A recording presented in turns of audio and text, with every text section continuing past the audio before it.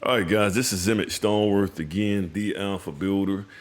I'm gonna jump right into this one right here, and this right here was this video right here was was stimulated by I was talking to a builder friend of mine. As a matter of fact, I think it was one of my students that trained, and he's out there. He's building, and he said, "Man, I'm just doing cost plus. I'm doing all cost plus." And what has happened is that in the last, I say, guys, within the last 4 or 5 years, builders are all doing, especially custom builders, they're doing all cost plus. Okay. And if you don't know what a cost plus is, I'm going to explain it to you. Cost plus is when you do a contract and you tell the homeowner, this is what is, and we're just going to imagine that we're doing a custom job. So you have, this is what it's going to cost to build this product, or build this house. This is my profit right here. This is what I want to make off of this right here. No matter what it costs to build this right here product, I'm still going to get my profit. That's in essence what a cost plus is. So if you want to blow your budgets, if you want to, you want to do all these change orders, change orders will wreck you guys. I'll be honest with you, man, because number one, if you're a custom builder and you don't have any software, or even if you have software, you got to take time out of your day to sit down. It may take you 2 hours to develop a change order, because when that homeowner asks for a change order, you have to put everybody in the lineup of whatever it is that they're asking for. You got to line them all up, and you got to make sure you charge for that.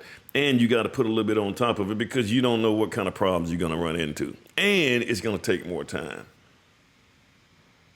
So when the builders do a cost plus, he or she in essence try to indemnify themselves against these type of items that can come up. Not indemnify, but just get away from it. Just, you can do what you want to do. This is what I'm going to get paid.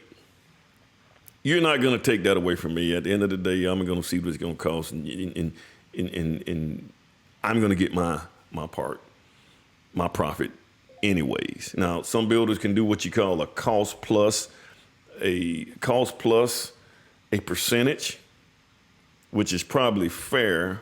It's probably more fair, because the more a construction job site costs, there's probably more work involved. So that's why they usually do a cost plus percentage. But some builders just do a cost plus an amount. They don't do a percentage. Just, hey, look, I'm just satisfied if you just give me this right here, and you can do whatever you want to do. You can bump your price up however you want it. Why is it that builders did this? Glad you asked. Well, the reason that most builders adopted this cost plus concept, or cost plus contract, is because they can't control their subcontractors. They can't control the suppliers. Now, one thing that you can't control, if you build on a new house, you can't control the grounds. Now, you're not going to be able to control that. So you better have a cost. Whether you have a guaranteed maximum price contract or not, you better have something in there stipulating that, that homeowner is responsible for any type of, if they pick that lot, they're responsible for anything that's additional cost that's involved in me trying to get that foundation on that lot. Now, that's just fair. Because as a builder, you don't know what's happening on that lot until you start digging. You don't know what you're going to run into until you start digging. So that needs to be on that homeowner, especially if they pick that lot. Number two, you can't really control guys, you can't control the suppliers anymore. As a builder, you can't control them guys. You just don't. You don't know what they're going to charge. They can't even control their costs. Most of these suppliers, Back when I first started building, those suppliers could give you 6 months, guys. 6 months. They can give you 6 months, and they can hold their costs. I'm talking about the lumber guys for the most part. They can hold their costs for 6 months. They can't even hold their costs for 2 weeks now. That's why even if you got a quote from your lumber supplier, guys, by the time, let me just put it this way. By the time you give that homeowner that quote and they sign that contract, by the time you actually start needing that product, which is probably it's going to take about 3 to 4 months, because now you got to close the loan, you got to do all this stuff. So about 4 months later, you have to send that package back to that lumber supplier or whoever it is with the supplier, and you got to get that thing requoted. And more than likely, it's going to increase in cost. It's never going to benefit you. I'll be honest with you, it'll never benefit you guys. So this is what's happening. This is what's happening. So the builders can't control those suppliers. You can't control your subcontract. Now you can kind of hold, you can kind of wrestle with some of your labor guys, like your framers, the guys that actually put the stuff in, your tile guy. You can kind of wrestle with those guys and try to hold their costs kind of consistent. But the suppliers, they're in their own other world. The real estate agents, all those guys, the lawyers and stuff, when you close on the lot, your mortgage guy, man, they are all over the place. So as a builder, since you can't control those guys, you still got to make a profit, because a builder, they lose. Anytime something don't go right, you losing. So what the builders have done, they've all got together and they say, hey, you know something, I'm just going to do a cost plus. Make sure I get my money. They can do whatever they want to do. I'm just tired. Also, the homeowners guys have become more savvy. They got this Pinterest. Man, oh my God, man, that Pinterest would drive a builder raggedy, because these homeowners see these ideas on Pinterest and they want you to, this is what they want in their house. And they don't understand a lot of that stuff is very specialized on Pinterest. And it's very expensive to do, especially if you're in places like Alabama, when you don't have people that's readily available to install that particular product. It gets very difficult. So, the homeowners are looking at this stuff. The homeowners have access to the internet, so they can check the builder. They can ride the builder. They can get on, they know enough information off the internet to be able to be savvy enough to at least be intelligent about installations and things like that. So they're going to always be on that building. Builders, if you're not on top of your game, builders, you got to be on top of your game. Every step of the way, you got to be on top of your game. So if you're not that builder and you're not on top of your game, and that homeowner challenge you with some stuff that they saw on the internet, stuff like that, you're going to be in trouble. And there's nothing wrong, guys, with builders. There's nothing wrong with saying, let me look into that. Let me get you an answer for that.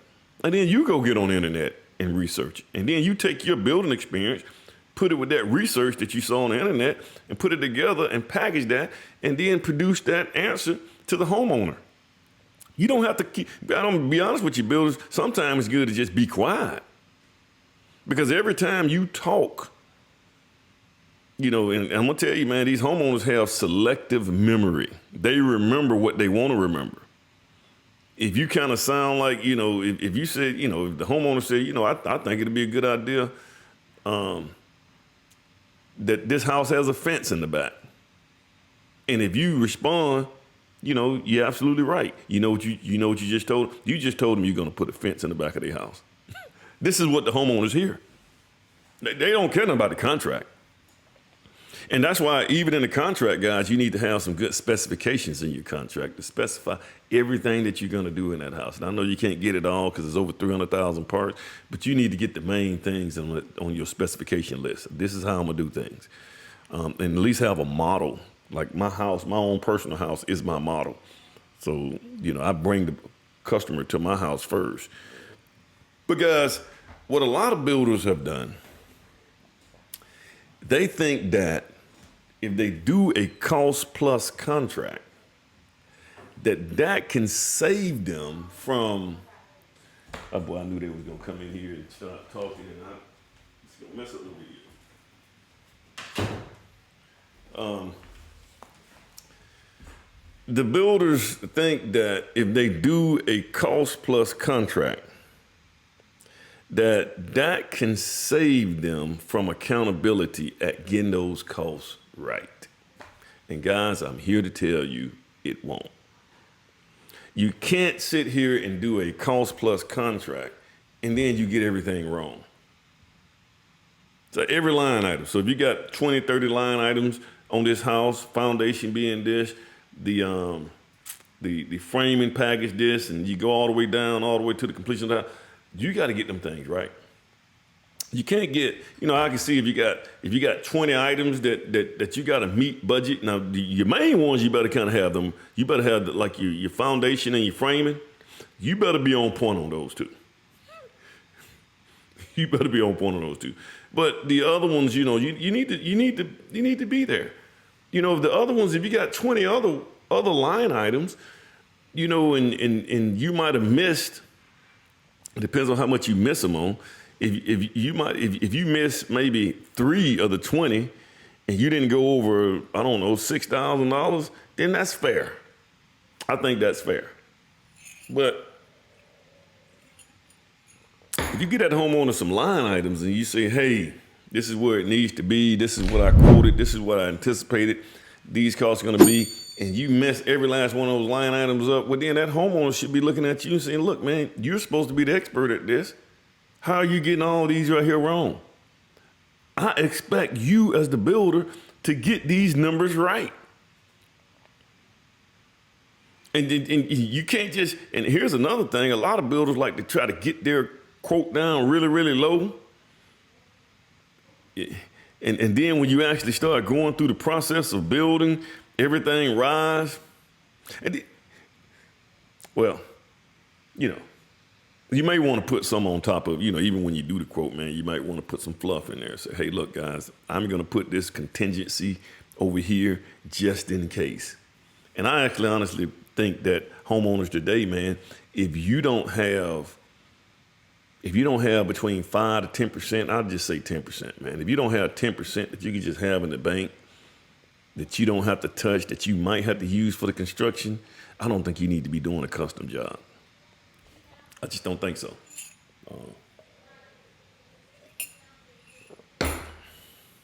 But cost plus will not save you builders. You can't just go ahead, I'm just going to do a cost plus. You better have that right. You better have them line items right. At least 90 to 95% of them all right. It's not going to save you just saying I'm going to do a cost plus. You can't put those homeowners in that predicament. Here they is. And not only that, guys, something else, man, the banks, they don't like cost plus. Banks hate those. They don't like cost plus. The bank wants you to give that homeowner a guaranteed maximum price. As a matter of fact, they're starting to do mortgages where they even shift the percentage on it if that builder can provide them with a guaranteed maximum price contract. Yeah. So this is kind of where we at, guys. I just had this on my mind, guys, to do this video because a lot of builders think they can just say, I'm gonna do a cost plus and just let it be it. And then they go in, they quote that job site much lower than what it in reality is. That's not fair to that homeowner. So cost plus will not save you. Guys, if you like this content, man, share this with somebody else. Comment, man. I'm starting to have some good comments coming back now. And I appreciate you guys. I'm probably at about 20, almost 2,500 subscribers, man. Never thought I'd be at this many subscribers. But then I think I did this, about a year?